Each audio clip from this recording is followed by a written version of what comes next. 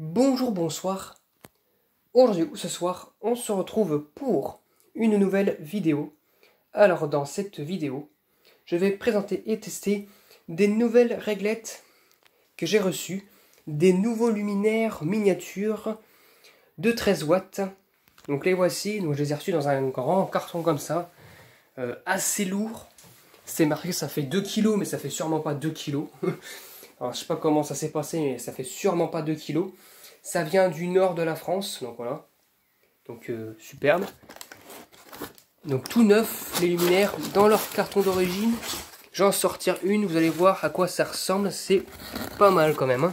C'est pas des luminaires de merde tout simplement. Hein. C'est vraiment pas des luminaires de... Bon, celui-ci, c'est un carton qui a déjà été déballé par non seulement par moi, mais par la personne qui les possédait avant. Donc voici le machin qu'on trouve derrière, la petite étiquette derrière là. Voilà. Alors c'est à l'envers, mais c'est marqué E2000 13 watts 50 Hz. Donc voilà. Voilà à quoi ça ressemble derrière. Et puis je vais l'ouvrir. Et voilà à quoi ressemblent les réglettes à l'intérieur. Donc voilà. Hop, je vais essayer de la sortir à une main, c'est un peu compliqué. Et là, oh bah non, finalement ça a été. Voilà. Et voilà à quoi ça ressemble. Donc voilà à quoi elle ressemble. Donc nous avons une réglette de 13 watts avec un tube inclus, donc c'est pas mal déjà. Alors c'est un tube de marque Sylvania. Voilà. Sylvania Van White F13 watts WW, donc c'est un tube blanchot. Fabriqué en Grande-Bretagne. Là visiblement nous avons un starter qui est apparent. Donc c'est une rate magnétique. Hein. Hop. Hop là, j'essaye d'enlever le tube qui est bien mis dans la douille. Voilà. Parce que visiblement, ça a l'air d'être une règle de marque Vebo. Alors c'est marqué tout petit. J'en ai deux versions visiblement. Oula. Vebo. Voilà. Là, il devait y avoir les trucs de fixation, mais c'est là. Dans l'enveloppe blanche. Et là, nous avons un starter, un vieux starter visiblement, de chez Sylvania. 4 à 80 watts, 220-240 volts, FC11. Fabriqué en Costa Rica. Bon, c'est bien. Là, les douilles. Et là, nous avons les pièces qui permettent la fixation de la réglette, en fait.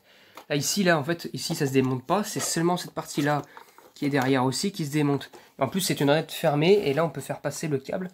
Alors, à l'origine, il y avait un câble au plus, ce pire, parce que là, il y a un câble ici. Mais à l'origine, il y en avait un autre blanc, mais il y a eu un petit souci avec ce câble. Alors, le voici, il est là.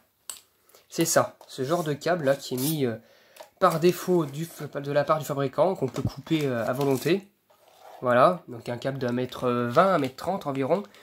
Le souci de ce câble, c'est que lorsque j'ai essayé de tester la réglette, parce que je teste toujours les réglettes avant la vidéo pour pas qu'il y ait de surprise, et là en effet il y avait une mauvaise surprise, c'est que le fil de la réglette là, à l'entrée, donc l'entrée c'était ici là, c'était là qu'on branchait le câble, en fait c'était l'entrée du câble en fait, et en fait il y avait du courant là, et en sortie il n'y avait pas de courant. Je comprenais pas pourquoi, j'ai fait aussi de l'autre côté, j'ai inversé les branchements en démontant la réglette. Du coup j'ai mis ce côté en entrée et là en sortie. Pareil, j'avais pas de tension en fait. J'avais même pas de phase donc pour le coup, donc c'est bizarre. Donc le câble doit être coupé à l'intérieur, je sais pas comment, là peut-être ici, je sais pas, parce que quand même il a été stocké d'une manière assez bizarre. Et du coup ce câble là il est inutilisable, il fonctionne pas, il me fait pas passer la tension. Donc bon. Du coup j'ai changé le câble, j'en ai pris un comme ça moi là. Noir pour tester la réglette qui fonctionnait bien, mais au début j'ai eu un doute quand même. Hein. Donc là, c'était pour éviter les mauvaises surprises parce qu'il y en avait. Et je vais pas démonter cette réglette là tout de suite, là j'en ai démonté sur un autre pour avoir accès au ballast. Parce que voilà, j'ai assez démonté comme ça m'avait gavé. Donc maintenant ce qu'on va faire c'est que je vais la tester pour la première fois, hein, voilà, hein, en vidéo. Pour vous montrer comment elle fonctionne. Et franchement, en plus je vous ai pas dit, il y a un interrupteur qui est là. Voilà, il y a un interrupteur qui est ici, qui peut être, bon je vais la mettre comme ça d'ailleurs, comme ce sera fait, qui est branché là, enfin qui est directement encastré dans la réglette, à plusieurs positions, donc voilà, donc je vais la brancher et puis je vous dis à tout de suite. Est-ce que vous êtes prêts pour le test? Je l'espère. Allez, c'est parti. 1, 2, 3. Waouh! Je pense qu'on a même entendu le petit starter, ça fait un bruit assez grave.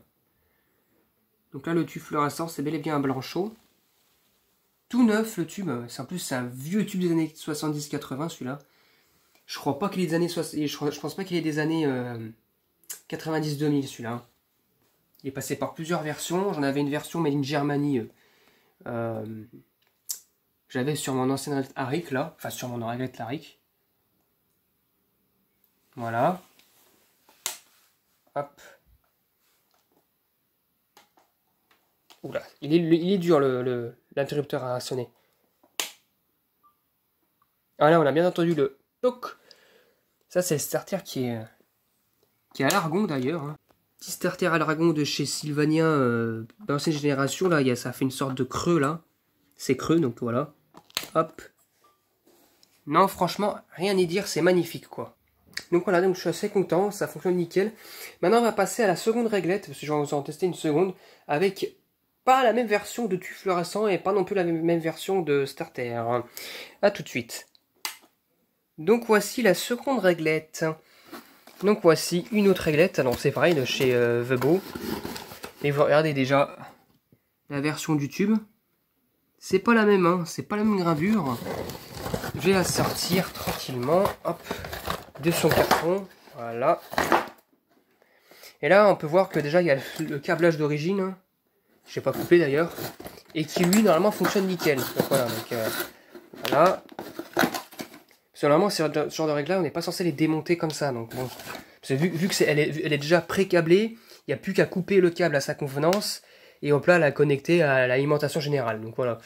Donc bon, mais j'ai quand même la démonter, donc voilà, donc pareil, hein, fixation qui se trouve dans le carton là, comme ça dans la petite enveloppe blanche. Le tube Sylvania, c'est pas exactement le même, donc comparé à celui-là, voilà, c'est pas exactement le même. Ça a été fabriqué au même endroit, mais c'est pas exactement le même. Et en plus, lui, il a un petit souci de culot, lui là. Ce culot là, il est un peu décollé.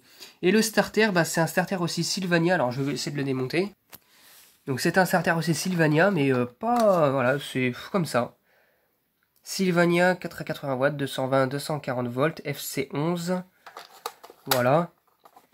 Et j'ai essayé de démonter la réglette. Donc voilà ce qu'on y trouve à l'intérieur.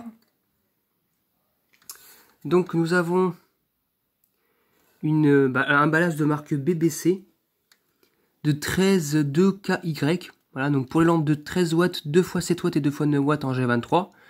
Donc sinon une fois 13 watts en T5, pardon.